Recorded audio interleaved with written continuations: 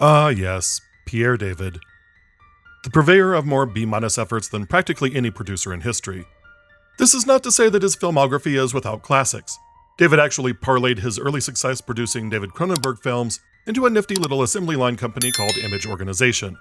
Image was kind of like the Canadian version of Canon Films, only less chaotic and sketchy. But the business model wasn't all that different. Don't swing for the fences, just make contact with the ball by turning a hacky, unoriginal concept into a tight screenplay that is interesting enough to lure 1 or 2 C-level stars to the cast. Get limited distribution or direct-to-video. Make a tiny profit, repeat as needed. I'm a serial killer, get it? And while David did contribute some Oscar-level work to the canon like Platoon, he's mostly known for films like The Neighbor, The Nurse, The Paperboy, and of course the modern classic, The Dentist. I said extract! Basically, if you pitched blank, but as an obsessive stalker, you were getting produced in the early 90s. Visiting Hours is a film that bridges the gap between David's weird art era with David Cronenberg and his movies as factory-made widgets era. Like most producers, David saw what was happening with Halloween and Friday the 13th, and he wanted a piece of that sweet, sweet slasher action. Voila! The Fright was born. And then Pierre David said, hey, that title is too generic even for me, and it was changed to Visiting Hours as a play on the hospital setting. And while the film didn't exactly light the world on fire, critically or commercially, it did make an appreciable profit and become a cult classic. It also drew the ire of the British Ratings Board and became one of the infamous video nasties. But beneath the generic slasher plot, which is basically a series of stalk and slash vignettes tightly sewn together, there is a worthwhile message about the power of feminine solidarity in the face of misogynistic rage, how far a woman can be pushed before becoming violent herself, and how ultimately violent misogynists are just pitiful man-children that crumble in the face of resistance. This video contains spoilers, so try to find the film and watch it first before we begin. Visiting Hours tells the tale of Deborah Bolin, played by former Academy Award winner Lee Grant. Bolin is a staunchly feminist news anchor, and when we first meet her, she's grilling the prosecutor of a woman who shot her husband and knocked him down the stairs while defending herself when he got violent.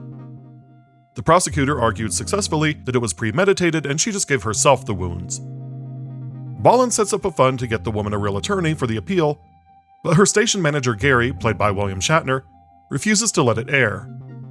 It's too late though, as Colt Hawker, played by an excellent Michael Ironside, has already seen the closed-circuit feed and is enraged by the sight of a strong, confident woman. Thus marks the second of at least 4 films from the 1980s where a feminist news anchor is stalked and attacked by a man who got angry about her commentary. Colt follows Deborah home, kills her housekeeper, and assaults Deborah. In what may be the first dumbwaiter escape in the history of the slasher genre, Deborah narrowly survives, but Colt escapes. Deborah is taken to County Hospital to treat her wounds, where she meets plucky nurse Sheila Monroe, played by Linda Pearl. Sheila sees Deborah as kind of a folk hero thanks to her take-no-bullshit feminism. Colt, we learn, is a misogynist because he witnessed his mother fight off his father's drunken violent advances by tossing oil in his face and disfiguring him. Since it's also implied that his father at him and Colt didn't know how to deal with that, he felt a stronger bond with his father and viewed his mother, and therefore all women who stand up for themselves, as the villain. Not sure how the racism and anti-Semitism play into that story, but he's got those too. Christ, you really blast them all, don't you? Blacks, Jews, Mexicans. Irate that Deborah was too stubborn to die, Colt sneaks into the hospital to cut her oxygen. There he overhears Sheila bad-mouthing him and admiring Deborah, so now she's on the list too. Unfortunately for him, Deborah was moved to another room, and an elderly woman was moved into her room and placed on oxygen. It's one of the film's creepier scenes, as Colt simply sits there and watches as the old woman desperately gasps for breath until she's dead.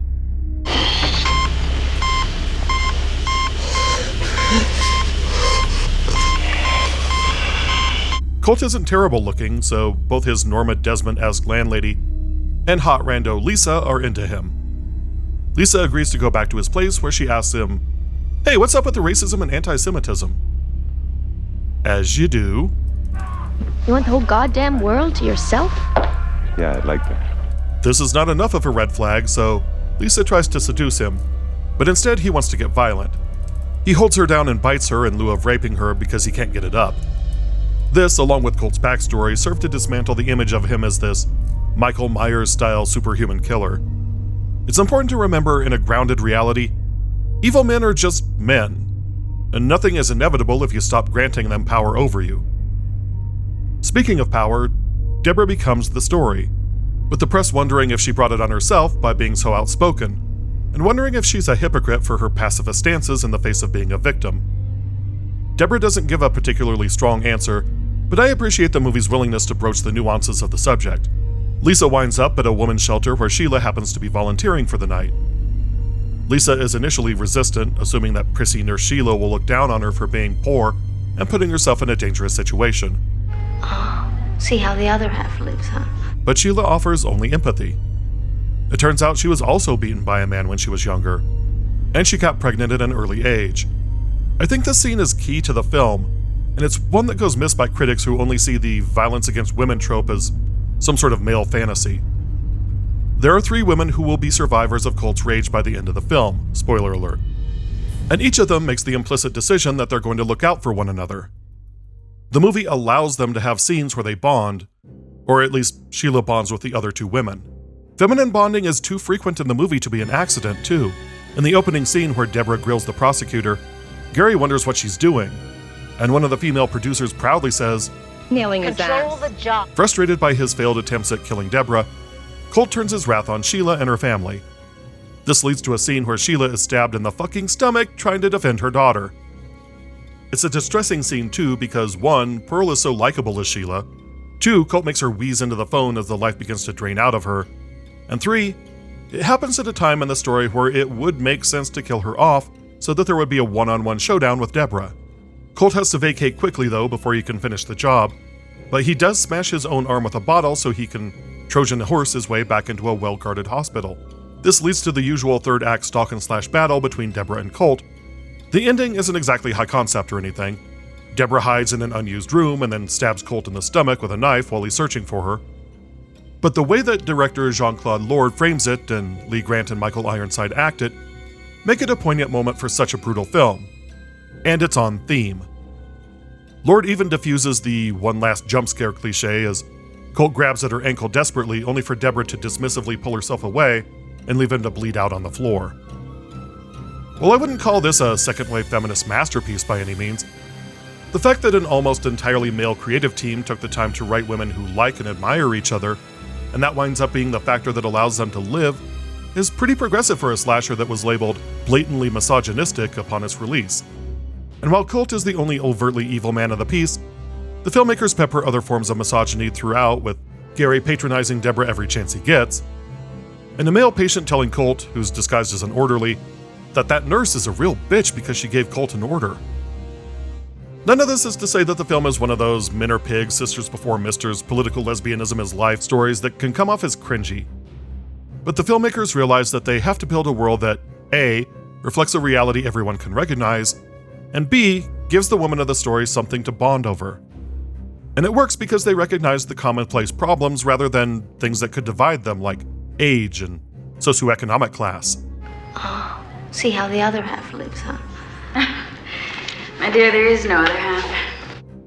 Solidarity is a superpower. Stay warm, stay safe, take care of each other, return your shopping carts, make good choices, and I'll see you next time.